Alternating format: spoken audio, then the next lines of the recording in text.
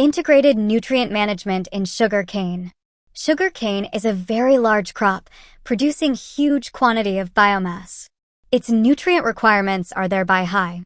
A 12-month crop, on an average, produces 45 tons of total dry matter per acre. Higher cane and sugar yields cannot be produced and sustained without adequate amounts of fertilizer nutrients. At the same time, the cost of chemical fertilizer has increased, and there is a need to economize its use without affecting productivity. Hence, a better choice is integrated nutrient management, which is a blend of bulky organic manures, chemical fertilizers, and bio-intensive farming. In the integrated nutrient management approach, chemical, organic, and biological fertilizers or manures are used in suitable combinations.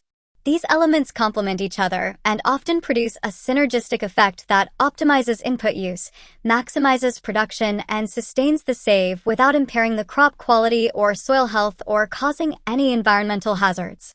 Since sugarcane is a long-duration crop, it is highly essential to apply adequate amounts of organic manure. Farmyard manure or compost or well-decomposed press mud may be applied at 10 tons per hectare at the time of final land preparation. Green manure crops like daintia or sun hemp should be sown on one side of the ridge on the third or fourth day after planting sugar cane and raised as an intercrop with sugar cane. The intercrop should be harvested and incorporated in situ around 45 days after planting. Fertilizer is the most important component of the integrated nutrient supply system of sugar cane production, being responsible for nearly 50% increase in yield. The most important nutrients required for maximizing productivity are nitrogen, phosphorus, and potassium.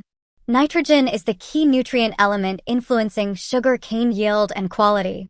It is required for vegetative growth and root growth.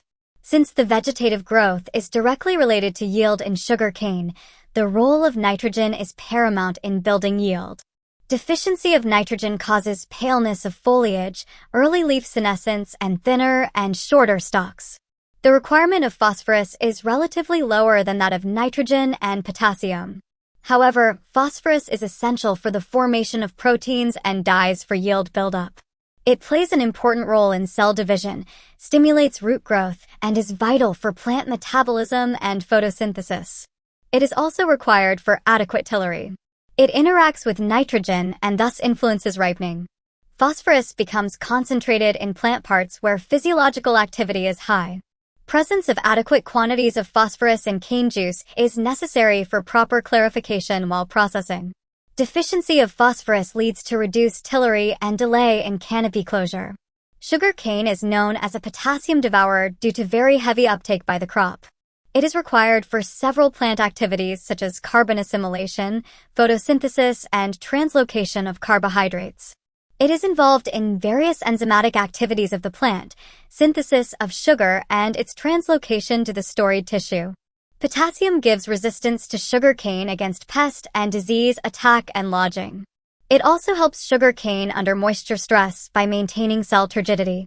Sugar cane requires large amounts of fertilizer. An average of 200 kilograms nitrogen, 60 kilograms phosphorus, and 225 kilograms potassium per hectare is used up by the sugar cane crop to produce around 100 tons of cane yield. To derive maximum benefit from the applied nutrients, the fertilizers need to be applied at the optimum growth stage of the crop. Phosphatic fertilizer should be applied in the furrow bottom before planting sugar cane sets and mix slightly with the soil. This fertilizer should not be broadcast on the field. The nitrogen requirement of sugar cane is the greatest during tillering and the early grand growth phase.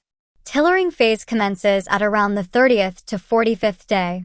Therefore, the first application of nitrogen should be at the beginning of the tillering phase. In the tropical belt, the first application is done at 45 days after planting and the second crop dressing at 90 days after planting. Late application of nitrogen beyond 120 days in a 12-month crop will have an adverse effect on juice quality. There will be continued vegetative growth, late tiller formation, reduced fall percentage juice, increase in soluble nitrogen in juice, water soup formation, and other such problems affecting sugar recovery.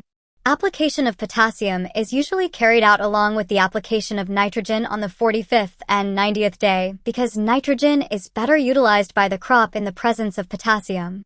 The nitrogen and potassium fertilizers should be applied in split doses in bands on either side of the cane row. The fertilizer should be covered soon after replication in order to reduce nitrogen loss through volatilization. To cover the fertilizer, a partial earthing up must be done after the first top dressing and full earthing up after the second top dressing. Biofertilizers can be applied as a supplemental source of nutrients. Among the various microorganisms, the nitrogen-fixing and phosphate-solubilizing bacteria are significant as they can meet part of the fertilizer need. The nitrogen-fixing bacteria found defective for the sugarcane crop include Azotobacter, Azospirillum, and Acetobacter. Application of Azospirillum was found to increase the sugarcane yield by about 10 tons per hectare with 25% saving in nitrogen fertilizers. Bacillus megaterium, a phosphate-solubilizing bacteria, was found to improve the phosphorus uptake and phosphorus availability. An approximately 12% higher cane yield was recorded in phosphobacteria-applied plots over those in which it was not applied. Substitution of superphosphate with rock phosphate to the extent of 50% is possible when used. Regarding the application of biofertilizer, the recommended dose for sugarcane crop is 5 kilograms of Azospirillum or Acetobacter and 5 kilograms of phosphobacteria per acre. The soil application method is generally recommended for sugarcane when Azospirillum is applied. Since Acetobacter is an endophytic bacterium, in addition to soil application, set soaking may also be followed. For set soaking, 1 kilogram of Acetobacter is mixed with 100 liters of water and the sets are soaked in it for 20 to 30 minutes before planting. For soil application, the biofertilizer has to be applied in 2 doses.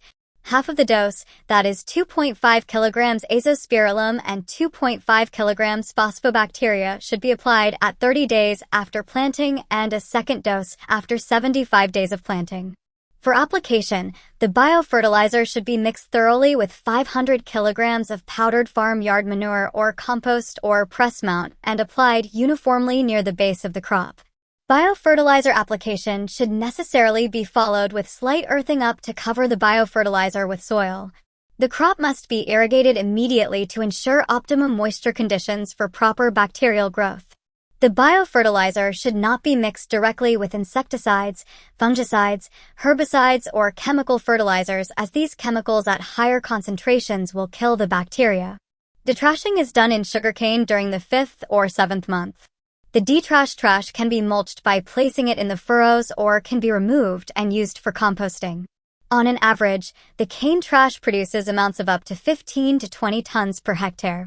The nutrients available in 1 ton of trash include 3.5 kilograms nitrogen, 1.3 kilograms phosphorus, and 6.5 kilograms potassium. Intensive sugarcane cultivation and the inadequate supply of organic matter have led to micronutrient deficiency. Iron chlorosis is one of the major micronutrient problems observed, particularly lime-induced chlorosis in calcareous soils. Iron chlorosis leads to intervenal chlorosis and stunted growth. This could be corrected by the repeated spraying of ferrous sulfate at a concentration of 0.5% to 1%. Addition of presmud and farmyard manure reduces chlorosis. Another important micronutrient problem is zinc deficiency, particularly in soils where paddy is grown in rotation. Zinc deficiency can be corrected by spraying 0.5% zinc sulfate. Soil application of ferrous sulfate and zinc sulfate at 100 kilograms and 40 kilograms per hectare has proven to be beneficial. The nutrient requirement of sugarcane varies with variety, region, soil type, and field. Hence, it is advisable to follow a field-based approach to determine the application dosage.